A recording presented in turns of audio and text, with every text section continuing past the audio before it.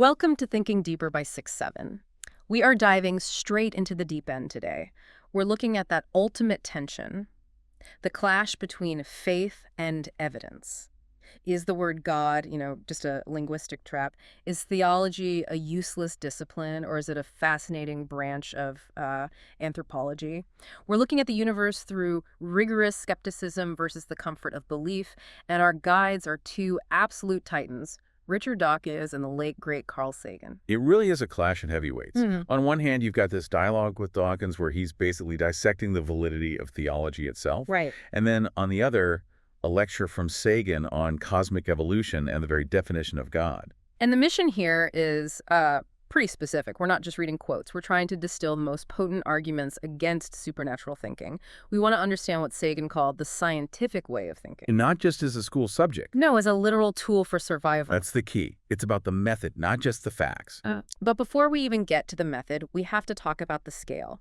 You can't really get Sagan's view on God if you don't get his view on, well, where we are. He just drops these numbers that break your brain. He really does. He starts by reminding us the Earth is about 5,000 million years old. The galaxy, maybe 10 to 12,000 million years old. Wow.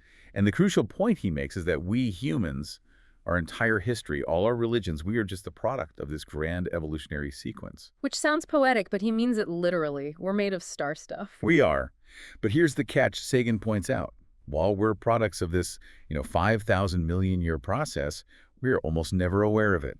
We're walking around worrying about our coffee order, standing on a rock that took eons to form. It's a huge disconnect. And this is where Sagan brings up a concept I found really challenging. He talks about common sense.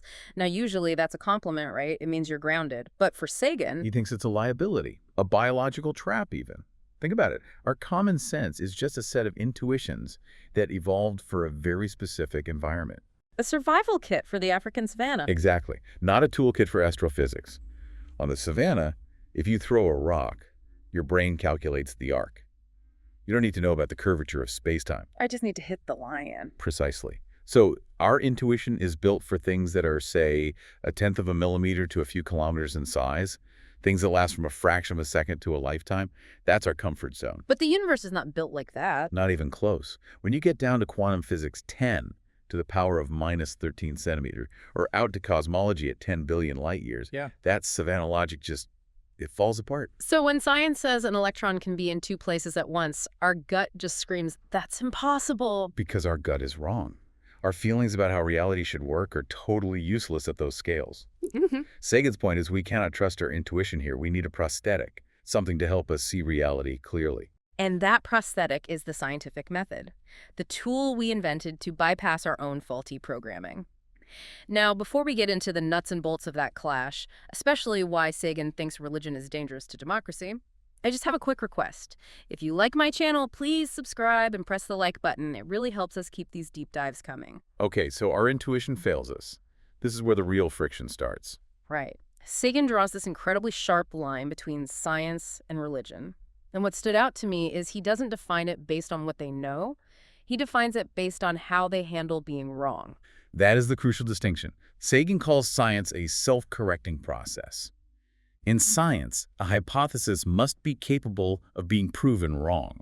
That's the only way you find out what's right. It's an error correction mechanism. Your idea has to survive the most rigorous standards of evidence. It's like a gauntlet. You throw an idea into the ring and everyone just tries to destroy it. If it survives, we keep it. For now. Exactly. Now, you contrast that with the model of religion Sagan describes. He argues that religion often involves the suppression of uncomfortable ideas. Which is the polar opposite of the scientific method. Completely. In that model, truths are handed down by a revered figure, a prophet, a pope, whoever. And those truths are not meant to be challenged. If you come up with an idea that contradicts the truth, the institution suppresses it. But in science, if your idea contradicts a current truth and you can prove it, You get a Nobel Prize. and this isn't just some academic debate for Sagan, is it? He's not just complaining about bad methodology. He sees a real danger. A tangible danger to society. He links this directly to the health of democracy. He points out, we live in an age built on science and technology. Our food, our medicine, our communication, it's all science. But the general public understands almost none of it. And he calls that the combustible mixture of ignorance and power. That phrase gives me chills. Meh. Combustible mixture. It's terrifying, because if we can't ask skeptical questions of people in authority, political or religious, we are, in his words, up for grabs for the next charlatan. So if you're not skeptical, you're a mark. You're a victim waiting to happen. And he even brings in Thomas Jefferson to really anchor the point. Jefferson argued that just writing rights down in a constitution isn't enough. People have to practice their skepticism to stay free. Otherwise, the charlatans run them. They do. Yeah. So skepticism becomes a civic duty. That's a powerful framing. It shifts the question from, does God exist, to, can we survive if we stop asking questions? That's the bigger picture. But let's zoom in on that God question, because this is where we need to bring in Richard Dawkins. The hammer to Sagan's scalpel. That's a good way to put it. So in The Source, Dawkins gets asked a very direct question. Is theology even a legitimate subject? Right. Should universities be granting degrees in it? And his answer is, well, it's more nuanced than you might think, especially if you only know him from his angrier moments online. He actually distinguishes between good theology and bad theology. Wait, really? Richard Dawkins thinks there's such a thing as good theology. He does, but you have to understand his definition. He says it's perfectly valid if you treat it as a form of history or literature. Ah, I see. So if you're at a university translating the Dead Sea Scrolls or analyzing biblical history or studying the literary impact of the King James Bible, he thinks that's wonderful. He calls it a form of anthropology. Okay, so studying the history of the belief is fine. It's like studying ancient Rome. Right. But then you have the bad theology. This is what he calls logic chopping. Logic chopping. Yes. This is when theologians debate the fundamental meaning of the Trinity or the mechanics of transubstantiation, you know, how the wafer literally becomes the body of Christ. Dawkins argues this is investigating a subject that simply doesn't exist. Hold on, though. Isn't that a bit reductive? I mean, theology has been a respected academic discipline for centuries. Is he really saying that unless you treat it as fiction, it's worthless? He's being that harsh, yes. He compares it to, say, philosophy. You can argue about ethics or logic, and those things relate to the real world. But arguing about the mechanics of a deity, to him, that's like writing a doctoral thesis on the digestive system of a dragon. You can study the myth of the dragon and why people believed in them, but don't try to tell me how it produces fire. That is his point, exactly. And both Dawkins and Sagan seem to agree here. Studying what people believe. Fascinating anthropology. Studying the object of that belief as if it's a real scientific subject. That's where they draw the line. This leads to a really funny moment in the interview. The interviewer asks him, shouldn't an atheist study theology just to debunk it better? You know, to avoid that classic criticism, you haven't read the literature. And Dawkins' response is just classic, a total dismissal. He just says, I do science. And then he asks why he should bother reading Christian theology any more than Australian Aboriginal theology. He just rejects the whole premise. Completely. He says, I have better things to do. For him, engaging with the details is a waste of time because the foundational claim that the deity exists hasn't been met. He's not going to argue about the color of the emperor's new clothes if he knows the emperor is naked. Which brings us right back to Sagan, because he approaches this same problem from a linguistic angle. He thinks the word God itself is the problem. He calls it a trap, a linguistic trap. He argues the word is just too ambiguous. It covers so many conflicting ideas that it's become useless for finding truth. Okay, so let's break this down. He lists 3 types of God to show how messy it gets. First, there's the classic. The patriarch, an outsized, light-skinned male with a long white beard up in the sky. Sagan is very blunt about this one. He says there's simply no evidence for it. It's a projection of human authority figures. Then you have the second type, the one that I think confuses a lot of people, the Spinoza or Einstein God. This is such an important distinction. Einstein used the word God a lot, and religious people love to claim him as one of their own because of it. But Sagan clarifies, Einstein didn't mean a person in the sky. He meant the sum total of the laws of the universe, the grand, elegant order of physics itself. And Sagan admits that God exists in that sense, right? Oh, yes. He says it would be crazy to deny that there are physical laws, but, and this is the huge but, he says it's pointless to pray to that God. The law of gravity doesn't care about your prayers. It doesn't make exceptions. So when Einstein said God does not play dice, he was talking about quantum mechanics. Exactly, not a deity. And then there's the third type, the deist God, the do-nothing king. This is the God that a lot of the American founding fathers believed in, a creator who lit the fuse of the Big Bang and then, well, retired. So Sagan asks a really simple question. Why use one single word, God, to cover a bearded man, the laws of physics, and an absentee landlord? They're totally different concepts. And he calls the use of that one word social lubrication. Social lubrication. I love that. It's so blunt. He's basically talking about keeping the peace at the dinner table, isn't he? That's it. It lets people think they agree when they absolutely do not. You say, I believe in God, and I say, me too, and we shake hands. But if I meant physics and you meant the bearded king, we'd be at each other's throats. So the word itself is just a mask. It hides the disagreement. It covers over the differences.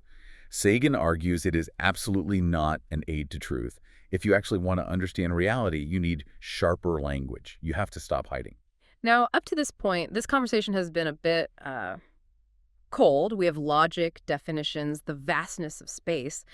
But there's a moment in the source material where Carl Sagan gets incredibly vulnerable. It's really the emotional heart of his whole argument. It's a very touching moment. It just completely dismantles that stereotype of the skeptic as some kind of unfeeling robot. He talks about his parents. He'd lost them years before this, and he just admits so openly that he really misses them. He says he would give almost anything to believe he could see them again. And this is where you have to stop and really listen. He isn't saying, I don't believe because I don't care. He's saying that because he wants it to be true so badly, he has to use added reserves of skepticism. That is just so profound. Usually, we think of bias as something that makes you believe things. Sagan's flipping it. He's saying, I know I have this bias, this deep emotional desire, so I have to be doubly on guard against being fooled. He refuses to be fooled by his own desires. He defines faith as a belief in the absence of evidence. And for him, believing without compelling evidence is a mistake, even when it hurts, even when it denies him that comfort. He calls it a wrenching obligation. Yes, the obligation to accommodate ourselves to the way the universe actually is, rather than how we wish it would be. If the universe doesn't comply with our predispositions, if there's no afterlife, we have to be the ones to change, not the universe. That has a kind of harsh beauty to it. It's a very stoic approach to knowledge. I will face reality no matter how cold, rather than wrap myself in a warm lie. It is. He says it's much more responsible to realize we're on our own here. Because if we are, then we have to make our best efforts to save ourselves, instead of just hoping someone will step in from the sky to fix it all. So what does this all mean? We've gone from the billions of years of cosmic history to the definitions of words, and now to this really intense personal struggle between what we want and what we know. I think the synthesis here is that science isn't just a body of knowledge. It's not just facts in a textbook. It's a way of thinking that protects us. It protects us from charlatans, from political manipulation, and maybe most importantly, from deceiving ourselves. It's a shield. A shield and a light. It requires us to abandon ideas that don't work, no matter how comforting they are. It asks us to grow up, to leave the childhood home of common sense and easy answers and step out into the actual vast universe. So here's a thought to leave you with. If we take Sagan's advice, if we strip away the social lubrication and stop using the word God to mean 10 different things, and we're left only with the laws of physics and our own history, does the universe become less magical? Or does the reality of our evolution, from stardust to conscious beings who can ask these questions, become the most profound story of all? It's certainly the only story we know for sure is true, and to me, that makes the most beautiful. Thanks for listening to this deep dive.